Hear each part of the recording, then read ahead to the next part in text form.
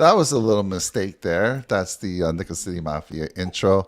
But welcome, everyone. Welcome to the 2023 NFL Divisional Round, where we're our panel here. We got some experts on this panel. We're going to give you our picks. We're going to get into some betting tips, who we like as far as the cover, the overs. And I may be the hottest picker in town right now, better, whatever you want to call it. I'm a rookie, but man, I've been killing it lately, and we'll get into that in a little bit. But yeah, joining me are guys from our show. You've seen these guys in Nickel City Mafia. We got Mr. Chris Caldwell, who does our fantasy football shows during the year. We got Mr. Riku Mukherjee, who does our fantasy football shows and our golf shows, the 5 of 6 show. And then joining us, of course, is Tony Altieri, who also does our 5 of 6 golf show. So, guys, good to see you. We did this last week. It was a lot of fun. Some of us, man, we had winners going into that last game. This has been back-to-back weeks now where I had winners going into that final game, and just didn't work out. But we're going to get into it. How you guys doing, Tony? What's going on, man? Nothing much, man. Hanging out on a Friday. I'm just glad you didn't butcher my last name like you did Rick's. So I'm happy to be here. What do you mean? Mukherjee? That's right. Mukherjee? Right? The way that you said it, it's like when you say my daughter's name. You like stumble through it. It's Mukherjee. Come on, man. It's I don't know. Rolls off the tongue. Rick, were you insulted by the way I said your name? I hope not. Is it a long, cleared up for the people? Is it a long U or short U? Yeah. It's a long U. It's Mukherjee. Oh, so you did say it right, but there was stumbling in that. I use the American colloquial version of his last name, so it doesn't matter. People have been saying my name wrong for my entire life. I'm used to it.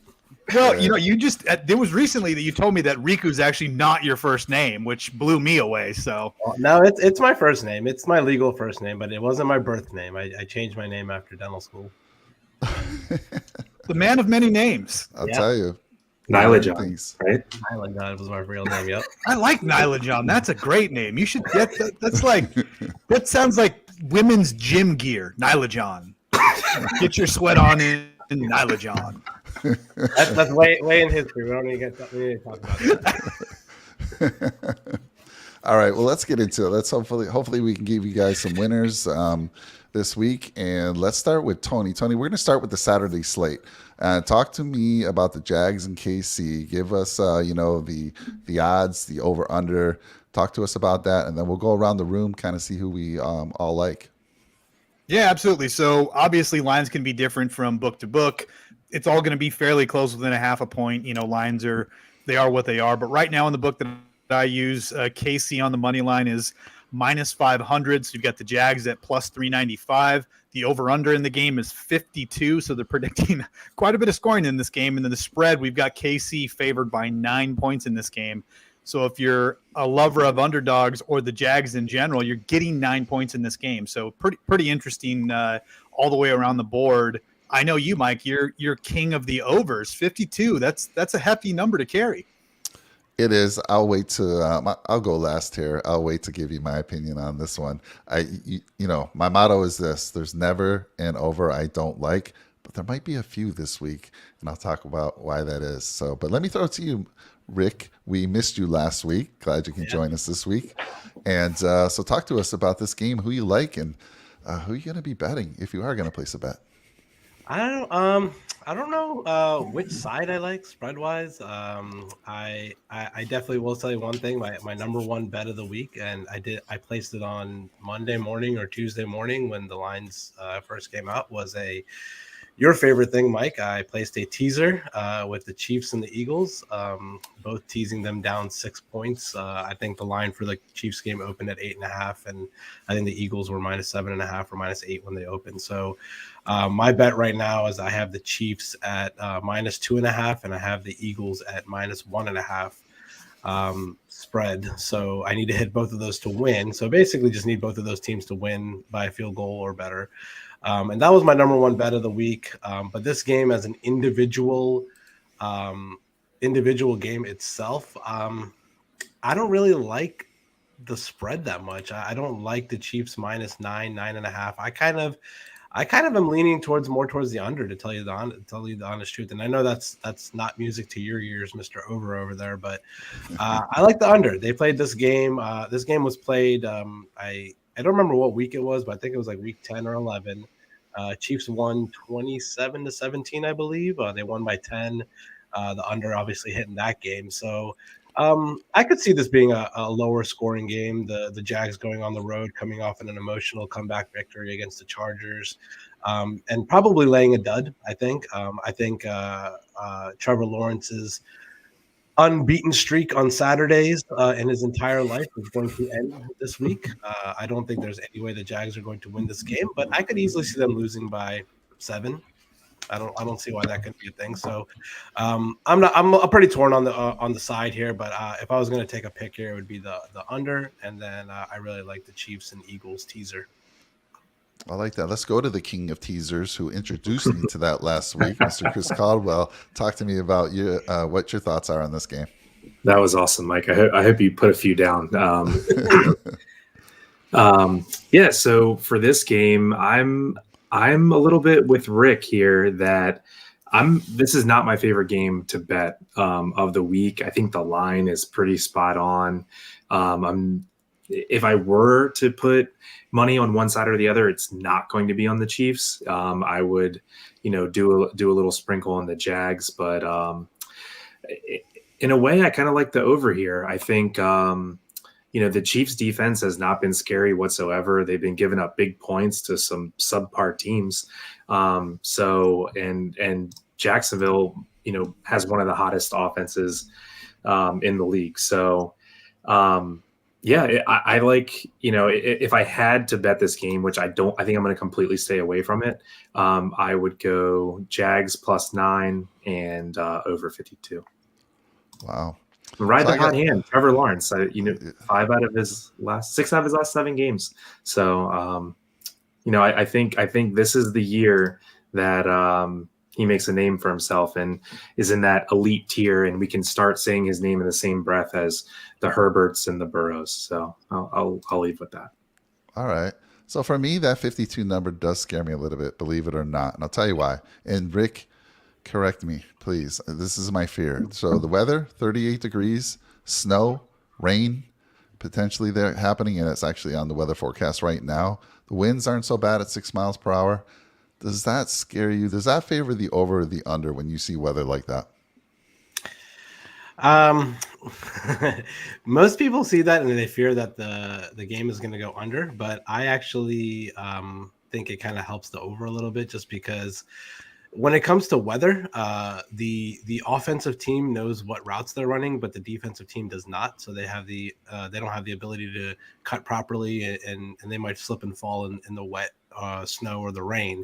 So I think that leads to more scoring. The thing that really drives scoring down is wind, which we saw obviously, for example, in the Bills-Pats game last year, where it was ridiculous winds and all they did was run the ball. So wind is something that really affects football along with golf, as Tony knows. And right now, I wouldn't factor the weather in. I just think just the way the game's going to play out, I lean more towards the under. So I wouldn't factor the weather in at all. Okay. My only fear about I agree with you on the receivers knowing the routes, but I also worry about, I've seen too many Bills games where the players can't catch the freaking ball. But Tony, what's your thoughts on this game? Yeah, I mean, I think Rick hit it on the head with the bet. I've heard a number of people, talking heads out there on the internet, talking through that teaser. Like, this is the perfect week because of the way that the lines are set up, and we'll get into it even with the Sunday slate, that 6 or 7 points can take you through 2 numbers in the teaser. So I think a lot of people are going to be doing 2 and 3 team teasers this week with a combination of the 4 games that you're seeing. I think that's the right way to bet this game. I agree with both Chris and Rick. It's just the number is just wrong. The weather could be bad. We don't know what version of the Jaguars we're going to get. I will say this. I'm fairly confident the Chiefs are going to win the game, but the Chiefs have been absolutely god-awful at covering big spreads all year. They are coming off a week where they had some rest. To Rick's point, the Jags fought their way back and won that game against the Chargers. So it's interesting, but I think the right way to play this game is to tease it down. You get Kansas City at a number that makes more sense, makes it a field goal game. And so I think that's probably the way that I would approach it as well, too. I like the under in this game for all the factors that have already been laid out there. And I think if I had to take anything, it would be the Jags or nothing at +9. I don't know what version of the Jaguars are going to show up. The team that was in the first half of that Chargers game or the team in the second half. And even if KC gets out big, the back door's wide open for a cover. Like you could see a late fluky touchdown that ends up covering the spread. So again, I'm probably going to stay away from this game other than the teaser. But if I had to do it gun to my head, I'd probably take the Jags in the 9.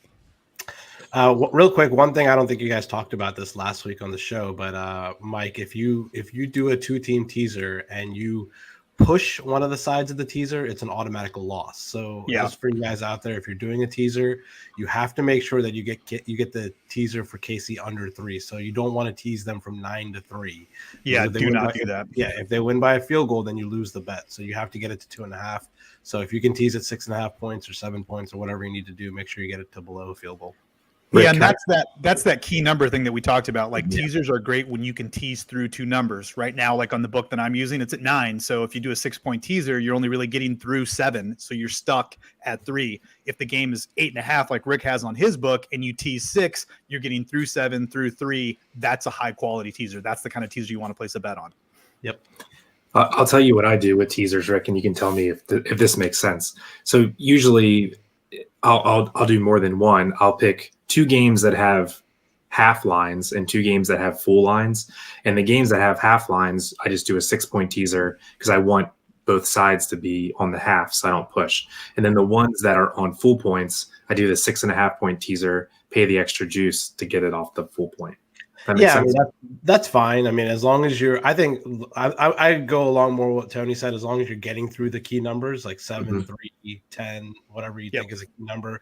Even nowadays, 4 is a key number. So if you're teasing something down from 8.5 or 9.5 to 3.5, and that's what you need to do because you want to get through that key number of 4, then do it. But yeah, I don't mind that, Chris. Like if you're scared of the push, but there's no difference in my opinion between -2 and -2.5. So as long as you're, if the other team wins by 2, you're not deserving to win that teaser anyway.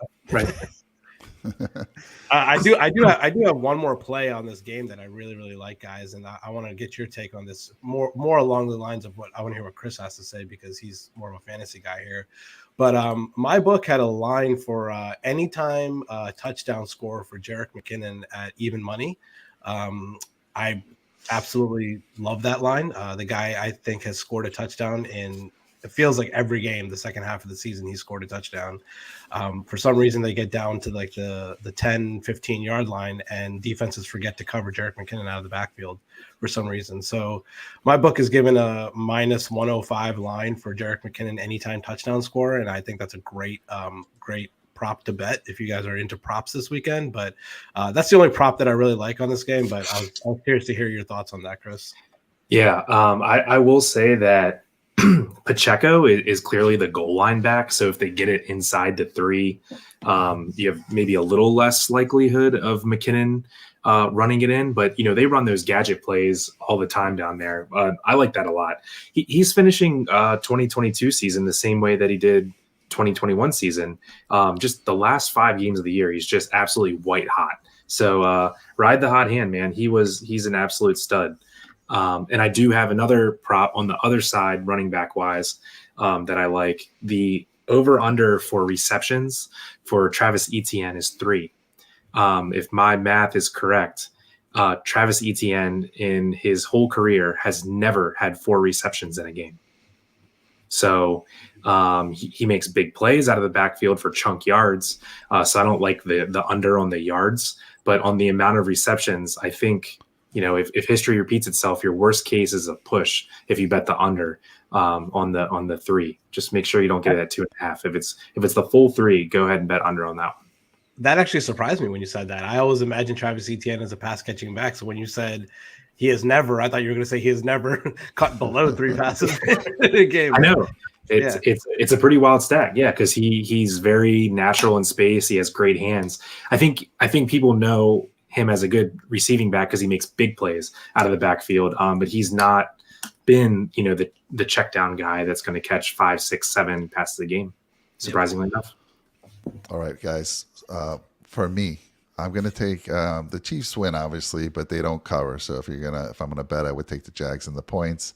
I'll take the over. I gotta stick with it. It's the hot. I mean, I got the hot hand with the over, I'm and with you, Mike. I was leaning towards the under until Rick convinced me that the weather wouldn't have a factor. He actually likes the weather to help the under over, so I'm going to take the over. But I do like what Rick's talking about as far as the teaser, so I'm going to Mike, think long and hard on that one. Mike, we got to talk about real quick how last week we had to get to 4 missed extra points by Brett Maher. Oh God, that was brutal to hit the first under of the weekend. Otherwise, every single over would have hit that the whole weekend.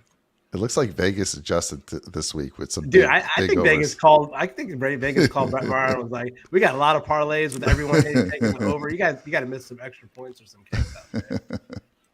All right, well, let's move on to the Giants Eagles. They play at 8:15 Eastern time. Believe it or not, this is a 38-degree temperature, clear, no weather really in play here. Winds are going to be at 4 miles per hour.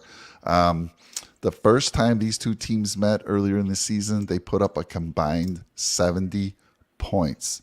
Now, they played in the last game of the season, which really didn't mean too much, and they only put up 38 points. So let me start with you, Tony. Give us the numbers on this game so we can go around to the panel and kind of get their thoughts. Yep, for the evening slate game right now, the line's at 7.5. The Eagles are favorites, obviously, over the Giants. Right now, the money line's sitting at minus 350 on the Eagles. In my opinion, there's value in that number. And then the over-under is sitting at 47.5. And again, a point here, a point there, depending on what book you're looking at. But I just think this is a complete overreaction to what we saw the Giants do to a terrible, terrible Minnesota Vikings team last week. You think the over is a reaction? I think the fact that the Eagles coming off of a bye, getting healthy, being 7.5 point favorites at home against the Giants is that just makes no sense to me. They should be 9.5 point favorites in this game. The lines of the two games we just talked about should be flipped. The Eagles should be 9 point favorites. The Chiefs should be 7.5 point favorites. Yep, absolutely. Yeah, to me, what you're seeing is, all the things that the Giants did well, they set up well against the Vikings, which is why I liked them last week. This week, everything that the Eagles do well, it absolutely murders what the Giants can do. The Giants, they need to be able to run the ball. Daniel Jones needs to be able to get out of the pocket and scramble.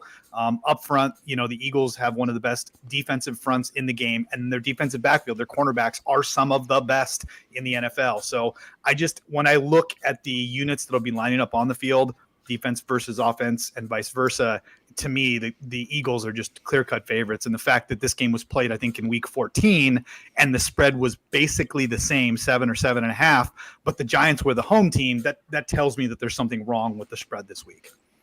Interesting. Chris, let's start with you. Your thoughts on the game. We went with Rick last time. Let's start with you.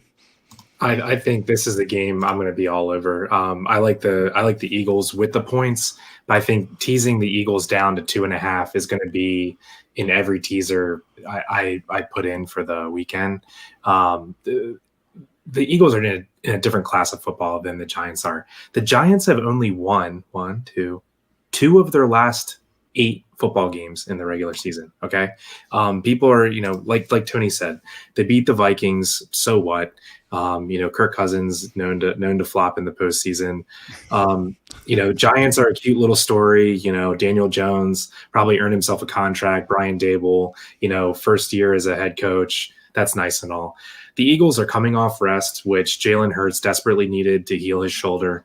And I think they're just going to absolutely wax the floor with the Giants. They already have twice this year. What's going to change? They had a week off. They're at home, and they're the much hotter team. The Giants came into the playoffs on fumes and won a really close game against a bad team. So, Eagles by 14 plus for me. Can you believe he's saying they beat a bad team after what he was saying last week? You got to sell your pick. Chris was all in last week. You got to sell your pick. I was. What do you call it? The purple parlay? Yeah, the purple parlay. All right, Rick, let me throw it to you, man. Eagles by a zillion. They're going to absolutely smoke them. This is not going to be a much of a game. I think they're going to win by double digits, in my opinion. They're the much better team. I think for some reason people are forgetting how good the Eagles were this year. The only reason they kind of tailed off and we kind of forgot about him is because Jalen Hurts got hurt. He had a bad shoulder, and now he's had some time to recuperate. He looked fine in that last game of the season where they had to win that game to get the number 1 seed, but he's had an extra week to recuperate now, and I just think they're just going to come out and be on fire in this game. So in my opinion, even though Eagles are going to be part of my, number 1 teaser bet of the week, I still like them with the points here, -7.5. I'm not scared to lay that. I'm not even considering even buying it down to 7 points or 6.5 points or anything like that. I think they're going to win by 10 to 14 points or maybe even more than that, in my opinion. They're just better than the Giants on every level of the field. I think maybe besides running back is probably the only position that the Giants have an advantage over them. But other than that, they're just better than them on every part of the field. So, yeah, in my opinion, Eagles are going to come out and they're going to be hosting the NFC Championship game next week. Wow. So if I heard you correctly, take the Eagles and they'll cover. You like the over in this game? Did you say that?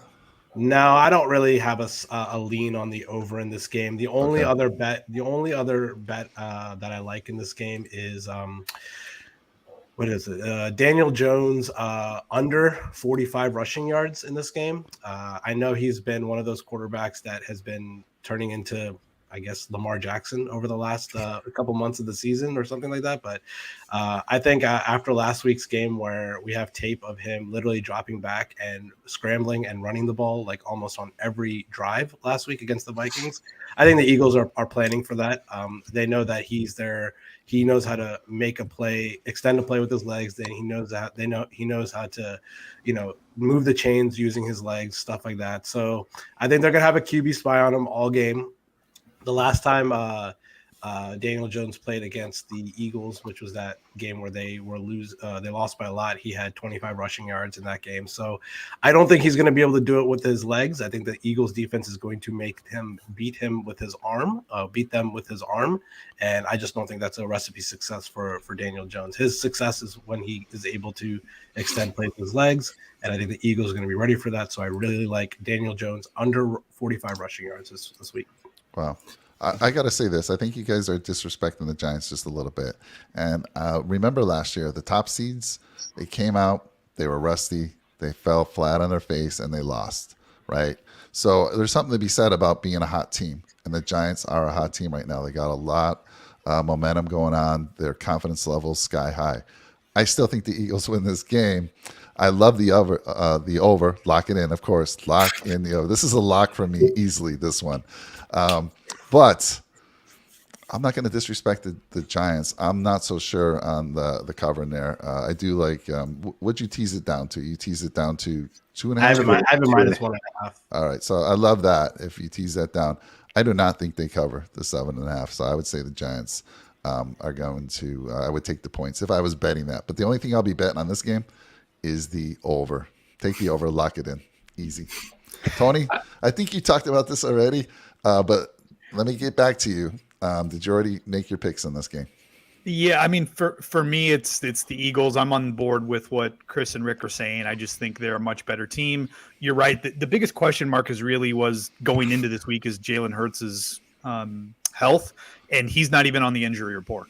So the fact that he's 100% healthy, we watched these teams play twice in the last, 6 weeks. Like I mentioned, the Eagles beat them like 48-22 in week 14. And then we saw the game played again and the Eagles won 22-16. And yes, it was out without Hurts and it was a meaningless game for the Giants and all of these things. But I just think the Eagles are a much superior team. And so I actually like the 7.5 more than I like the over. No big surprise. Mike, you like the over. But I just think the Eagles are just a much better team. And Rick hit it on the head. Like, this is a team that for basically 14 weeks of the season, there was no question that they were the best team in the NFC. And it was, are they better than Buffalo? Are they better than KC? So I think that it's just a matchup that is bad for the Giants. It's a divisional game, so the opponents are very, very familiar with each other. But I like the Eagles. It'd be Eagles or nothing for me at -7.5. And I love the teaser bet. Teasing it down to 1.5. Just it makes too much sense not to do it. Let me ask you, Rick. Let me ask you something because I'm not. I just learned of teasers last week. So if I was to take $100 and I bet your teaser that you talked about, what is my $100 going to win me? Well, the easier way to put it is you're gonna bet $120 and you get $100 back. Okay. So you'll get $220. That's back. not exciting to me. I'm sorry. I like my $50 14 parlay All potentially or winning nothing, Mike. $750. I'm Well, sorry. you saw how that's gone the last 2 weeks. It is so hard. Hey. to get a 14 Exactly. I got some bad advice, I gotta say, from a Mhm. certain person on this channel talking me off the hedge. I could have hedged back-to-back weeks and been up. So anyhow, that's Here's I the don't thing. even want to talk about that. I will defend my logic very quickly, right? In the previous scenario where you had the opportunity to hedge, if you would have hedged, you were taking the underdog in the scenario, and it was a profitable win. In the scenario we had last week, you would have had to have wagered like $250 to win $110. Like it made no sense at all for you to try and hedge. I should have did what Rick said. He said just instead of taking the money line, bet them the cover, and that would have given me a little bit better odds. But there was the opportunity to lose both bets if you would have done that. Exactly. Yeah, I hate that. I hate that so much. Just real quick from a player perspective and fantasy perspective, people are forgetting like recency bias has taken over this game really fast. Jalen Hurts was the MVP of the league until he got hurt. I mean, it's probably non-negotiable. Now it's just default Patrick Mahomes probably. But the Eagles were just running away with the league, and Jalen Hurts was MVP. And I will have to say, before the season started, we would have never considered that the Eagles could have the best wide receiver duo in the NFL. It's probably not the best. Chase and Higgins, a little bit more, a little bit better than them, but AJ Brown and Devonta Smith are just absolute studs. And it's crazy that Jalen Hurts is the one that propped him up there. So I think the Eagles are being slept on. So, I'm with everyone, Eagles by 1 million. All right. Well, let's get into the best games of the weekend. The NFL did it right. They put the best games on Sunday. Let's start with the Bengals at the Bills, a game that everyone wanted to see based on what happened a few weeks ago, the tragic events that happened with Damar Hamlin. But I think it's justice that these two teams are playing. And I already know who I think is going to win, but I'm going to throw it to Tony to give us some numbers again, and then we'll go around the panel. Yeah, so right now the Bengals on my book are sitting at 5.5-point dogs to the Buffalo Bills. Bills are minus 250 on the money line. And then, of course, the over-under is right at 49 points. That's moved a little bit during the course of the day. But, it's interesting. This is probably, to your point, Mike, the most competitive game we saw, up until the injury, a little bit of a preview of what we could expect here. The thing for me here, and you and I talked about this earlier in the day, is Josh Allen. Like, are we going to get the Josh Allen that makes 3 catastrophic mistakes and the Bills stumble their way through this? And we've seen them over time, like, play down to the level of their opponent, where it's like games that they should absolutely blow the doors off of teams, they end up barely winning and barely covering. I don't know if they can afford to make those same level of mistakes against a team like the Bengals. And again, the Bengals did not play their best week last week against the Ravens. I was all over the Bengals, and Chris tried to convince me to jump on the Ravens that they were going to cover. And the Ravens almost won that game outright. If it wasn't for a very weird, controversial call with, a 99-yard fumble return for a touchdown, that game probably goes the other way. So it's interesting. I'm not sure which way I sit on this. But as we're talking through it today, I don't know, man. This is a game that I would either tease or stay away from. I don't like the spread at 5.5. So I'll go first on this one, since we all know this channel is about the Buffalo Bills. I will tell you this. So the Bengals, their 2 offensive tackles, their starting offensive tackles are out. Their starting guard is out. You saw those injuries that happened last week, and it made an impact on that game.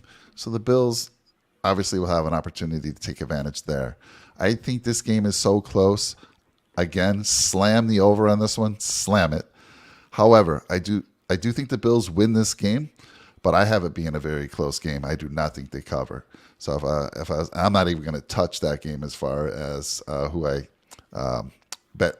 Taking the spread there. But Lock in the over. Bills win the game if you want to take the money line, but I don't think they cover the 5.5. Rick, let me throw it to you. Yeah. One real quick thing about the whole offensive line thing for the Bengals. I just want to remind everyone that last year in the playoffs, the Bengals-Titans games, Joe Burrow took 9 sacks in that game, and they still won the game. So I'm not really too worried about that. The Bills, I know this is a Bills channel and everything, but the Bills pass rush isn't that impressive in my opinion. They have an okay pass rush. Their run defense is pretty bad. I'm with you, Mike. I like the over in this game. I think it's going to be a high scoring game. We kind of saw that starting to kind of trend the other week when with the Monday night game. I thought that was going to be a high scoring game, and looked like the offenses were cooking in that game. I like the over. I don't really like a side here, to be completely honest with you. I could see the Bengals covering. I could see the Bills, covering. It's just not really a side that I like, but I definitely like the over. The other bet I like in this game is the Bengals team total over 21 points. I have that on my book. I kind of like that a lot. I think they're going to score at least 21 points in this game.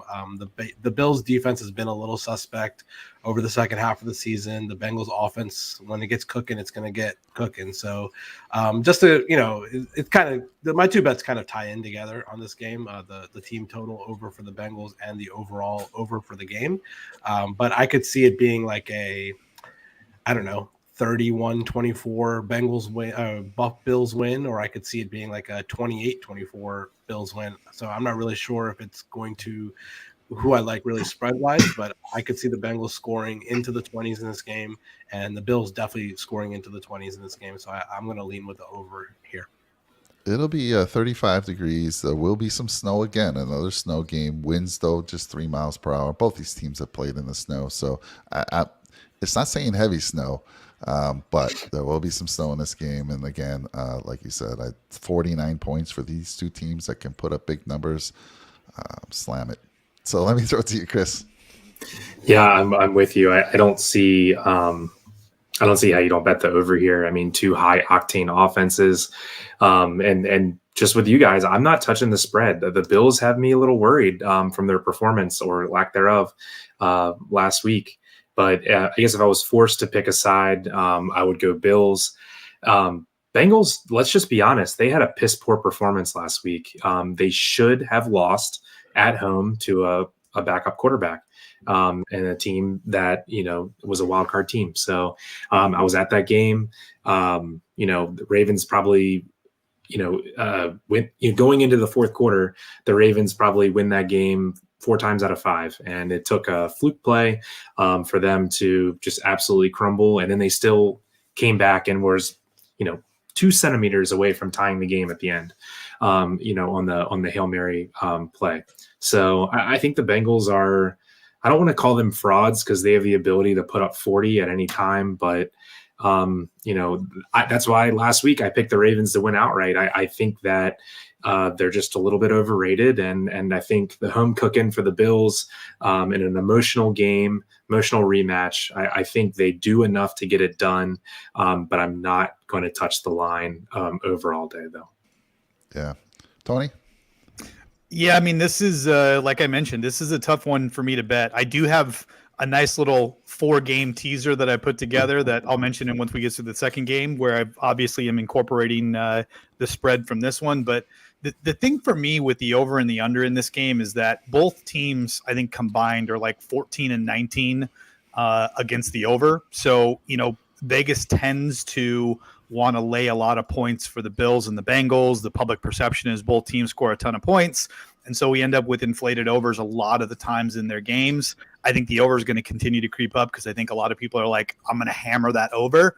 By the time we get to game time, I wouldn't be surprised if that got up to 50 points. So I think if you are betting the over, to lock it in now before it hits 50. This is a tough one. I'm not really sure. If I was to play a prop in this game, I'd take a sack prop for the Bengals because Rick mentioned it. I think they're going to give up a ton of pressure, a ton of hits. If you can find a prop that Joe Burrows doesn't finish the game, that might be a quality bet as well, because I just think he is going to be running for his life a lot of the game because of the woes that they have up front. I don't think that makes them any less of like a contender to win the game or to cover the spread, but I do think there is some opportunity for the Buffalo Bills to come through and get to them. I just, like you and I talked to before we went on air, Mike, I've got to see the front four from Buffalo get pressure. If they have to bring extra guys, 5-6 guys to get there, it's going to expose what we all know is not the best defensive backfield, and that wide receiver corps for Cincinnati is one of the best in the NFL. So, it really is going to come down to the defensive game plan for Buffalo, and that has me worried about the spread. So, like I said, I'll have it in a teaser, but other than that, I won't be touching this game. Yeah, don't underestimate the Bills' corners. Just let me put that out there. But let me say this, though. These two teams, when you look at, if you use any tools out there like Pro Football Focus, you look at these offense and defense, it's like they're looking in a mirror, very similar. But because of those woes on the offensive line for the Bengals, and the one X factor in this game is Josh Allen. As you talked about earlier, if he goes out and does Josh Allen things, the magic Josh Allen things, the Bills win this game easily. He is, and I know Rick, I think Rick put this out in the channel one time in our Discord. He's like, if you were drafting, who do you take, Joe Burrow or Josh Allen? If you have to pick, I think he said something crazy like that. It's Josh Allen all day. He's the X factor in this game. I would take him over pretty much any quarterback in this league, and he can get it done at home. I don't care what the score is, what's happening. The Bills team will be in this game all day, and I expect them to be.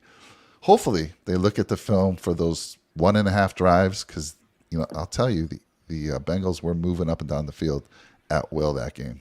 And so that scares me. But when you got Trey White, who's been working his way back since Thanksgiving, he's been getting better and better every week. He's one of the top cornerbacks in the league.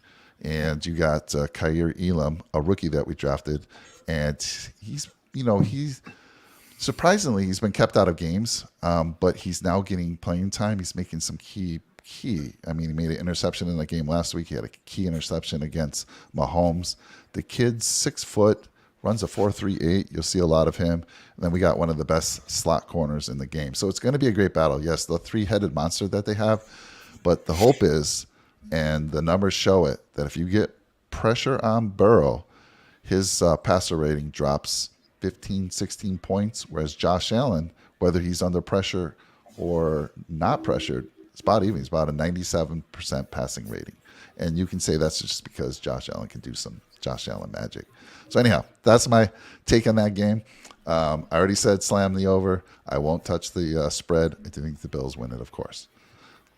Let's move on to the last game of the afternoon. And this is another beauty, right? We got the Cowboys at the Niners. This is old school football right here. This reminds me of those golden days.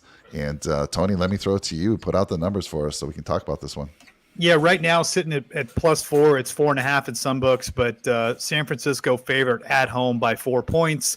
Money line has San Francisco at 205. Cowboys at +175, and the over/under going into the last game of the playoff Sunday is 46.5. I love the Cowboys here at +4. That's all I'm going to say. I love that number. I think it's fantastic.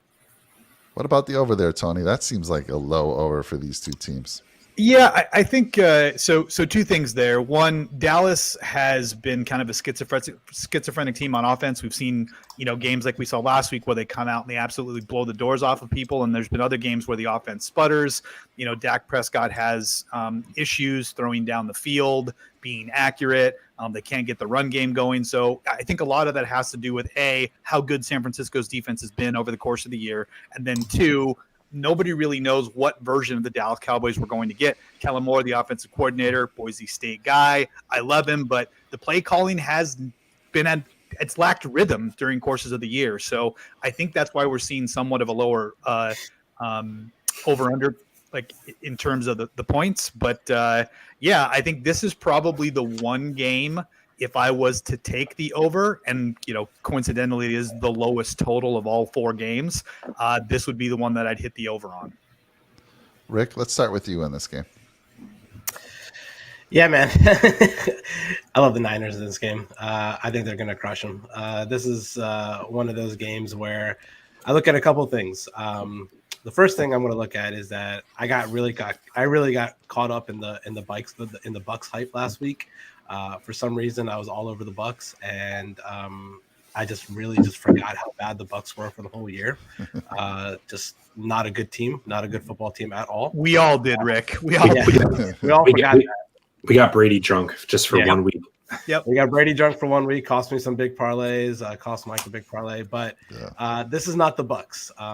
This is in my opinion, the best team in the NFC. I picked them to win the Super Bowl in our midseason show earlier in the year. I think at the end of the day, they might be a better team than the Eagles, but maybe we'll settle that on the field next week. I don't know. But the other big factor for me is rest. Cowboys played on Monday night in a grueling game on the road. They had to fly to Tampa for that game. They flew back home for 4 days rest, and then they have to fly back out to West Coast for this game. The 49ers played on Saturday last week in the first game of the week last week, and they're getting a full 7 days rest here before they have to suit it up and play again. So that's very, very important to me. I think just in general, I think the 49ers are a better team. So I'm going to lay the points with the 49ers. Don't forget that this same exact Cowboys team went into Washington 2 weeks ago and lost and got smoked by Sam Howell and the Washington Commanders. So I just don't think that the Cowboys are that good of a team. I know they have playmakers on every level of the football field. They have playmakers on offense. They have playmakers on defense. And I get that. But I just think at the end of the day, not only are the 49ers a better team, Kyle Shanahan is 100 times better head coach than Mike McCarthy. So I think at the end of the day, I can't lean away from my Super Bowl pick from the NFC, and I'm just going to roll with the Niners here. I like the number four is a good number, I think, in this game. Just in general, the line itself is pretty sharp. So I think the 49ers win by 7 in this game. All right, and I'm sorry. Did you say you like the over or no? I don't have an opinion on the over. No opinion. All right, let me throw it to you, Chris. Yeah, man, it's like I'm over here almost shedding a tear because you hear all of us saying, "Oh, I don't know if I can bet that line's so good." Do we understand how good of a weekend of football we're about to watch? All of these games have intrigue in their own special way, right? Every game just means so much. The matchups just worked out near perfect, right, across the board. So let's just start with that. But I'm going to read off some numbers for you, and then you can tell me what you think it is, Mike or anyone. Okay, the first one is 41. The next one's 38, 37, 37, 21, 35, 33, 13, 38. That would be how many points the San Francisco 49ers have scored in every one of their games. In their last 12 games. Yep. Dare I say they have the hottest quarterback in the league? Yeah. That's crazy. I mean, who did they score 13 points against? They shut out New the Orleans. Saints 13-0. Yeah. Oh, that was such an ugly game. Right. I mean, they're putting points in upper 30s every game. So, Mike, I don't know. There's your over. Think about it. Okay. But, I'm probably a no bet on this one. I think I'm just going to sit on my couch and just enjoy this game. If I had to bet anything, I'm probably leaning Niners and over.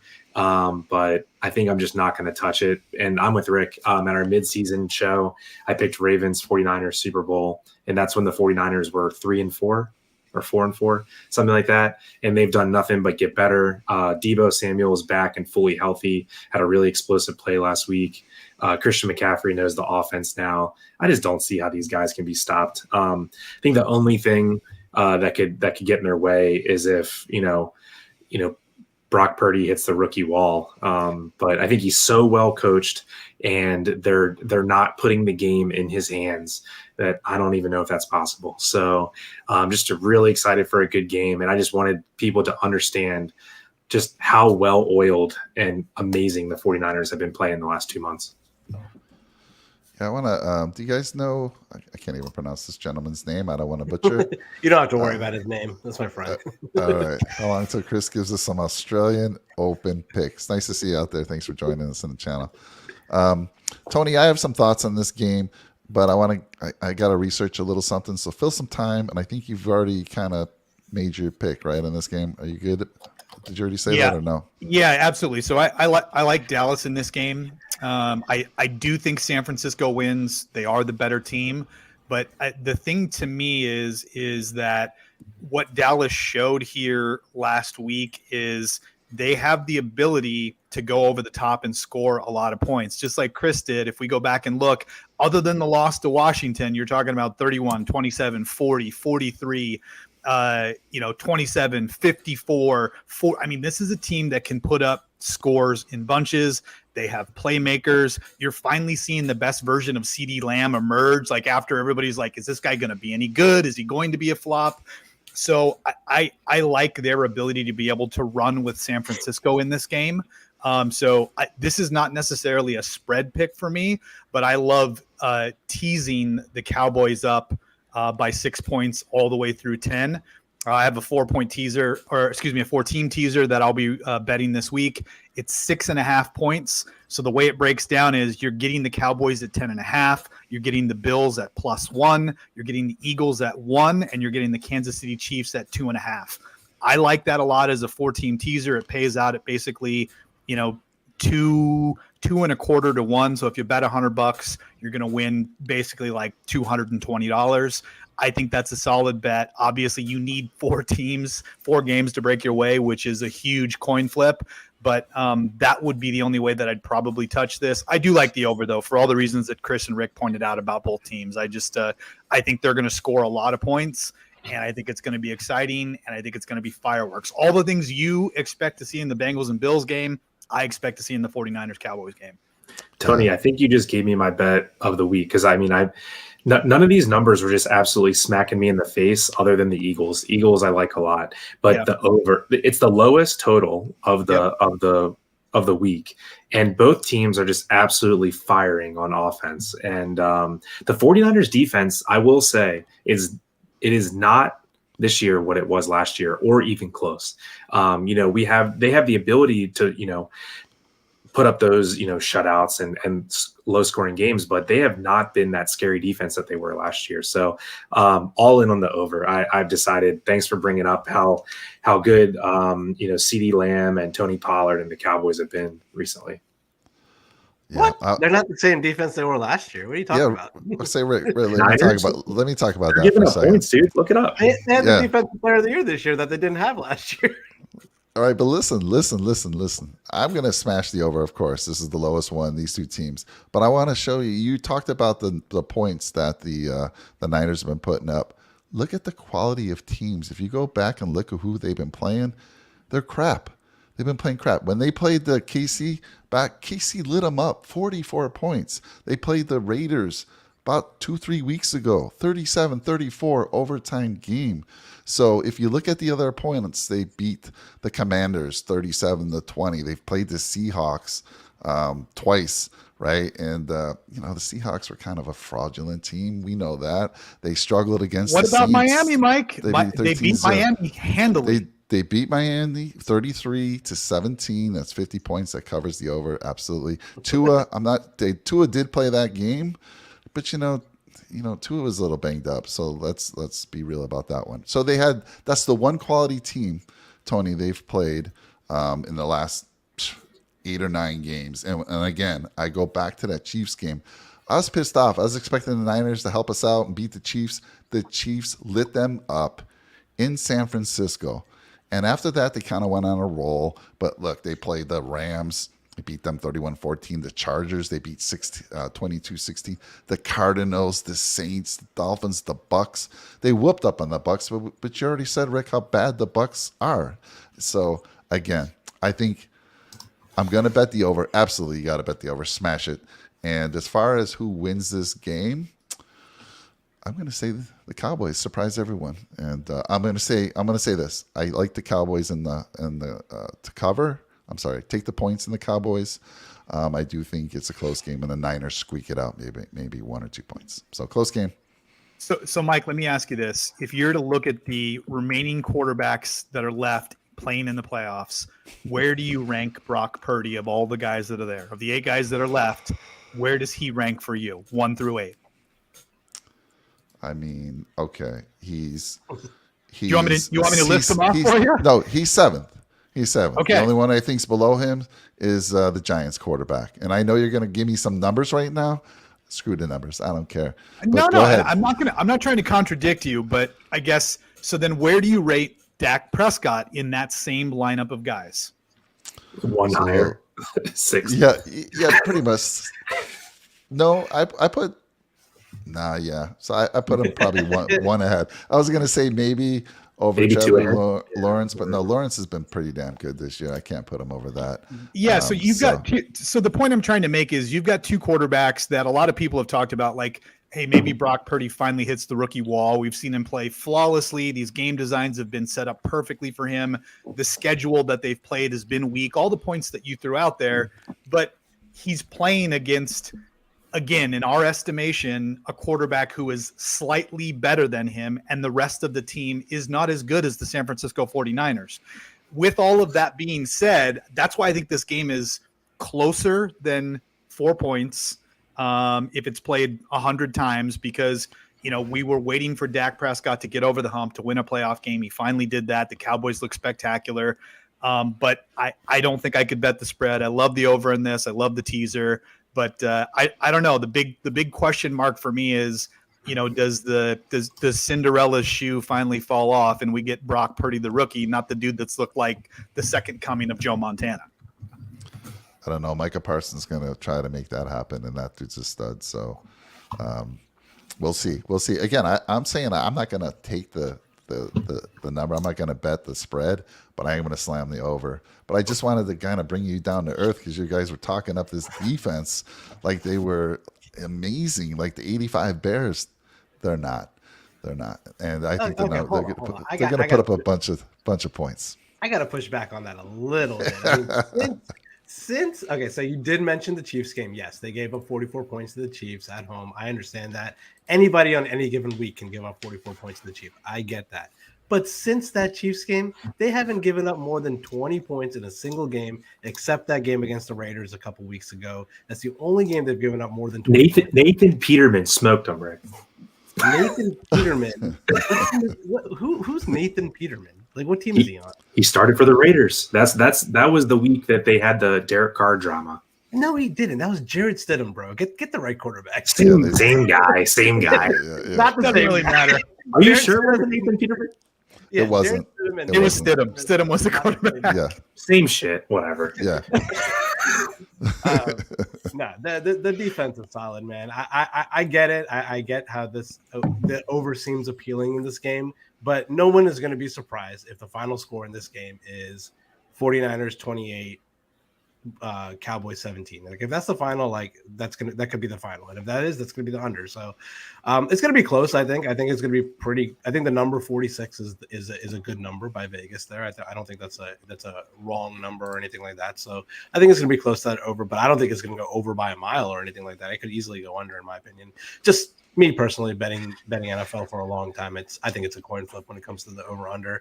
It feels to me, it's like I don't feel like Cowboys Niners should have a lower total than Giants Eagles. I mean, Giants and Eagles are both such run heavy teams that want to control the clock and pound the ball, and Niners Cowboys are, dare I call them, high flying offenses, big play offenses. So to me, that's what strikes me as odd. I don't think you're wrong in your analysis, Rick.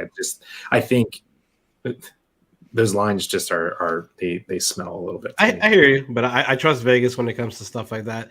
Tony, I know you got to go in a few minutes, but before you go, I do want to say one more thing. I am going to take Deebo Samuel anytime touchdown score in this game. I think he's going to score in this game. I think they're going to make it a point for him to get in the end zone. It is plus 150, so you're getting odds for Deebo to score in this game. And I just think after he's come back a little healthy and he's gotten back into the rhythm, getting a little bit more practice time with Brock Purdy over the last couple of weeks, I think they're going to find a way for him to get in the end zone this week. All right. Just throwing that guys. I like that. that. Love it. Thanks, guys. It was a lot of fun. Yes, we got to get going. Tony and I both have something to do at 6:00. I'm going to leave. I'm going to put the cool Nickel City Mafia intro. We're going to leave with that. But hey, everyone, take care. Have a good one. Enjoy the weekend. This is going to be some good football this weekend. I'm so pumped up for this one. So let's go. Take care, everyone. Bye now.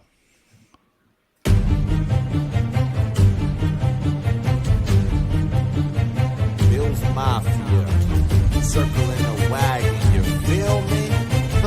Nickel City Mafia, let's go! Josh Allen, quarterback supreme, leading the Bills to the top of the league. Weapons by his side, and that defense hella mean. Buffalo's got a team that must be seen. I said Buffalo's got a team that must be seen. Yeah. Come on. J17 leading the charge. Buffalo Bills on the rise. Passing game on point. Ain't no mirage. Happening right in your eyes. Ain't no surprise. Buffalo stacking the QB. Stephon Diggs holding in the pass. Group cars in, have it go deep. We're circling wagon, just wait and see. From Wyoming to the NFL, Josh Allen's got the skills. Air raid, deep ball, touchdowns for real. Leading the Bills to playoff drills. Real time, this ain't no drill. Cold game, we're giving them chills. Check the score, now you know the deal. Nickel City Mafia.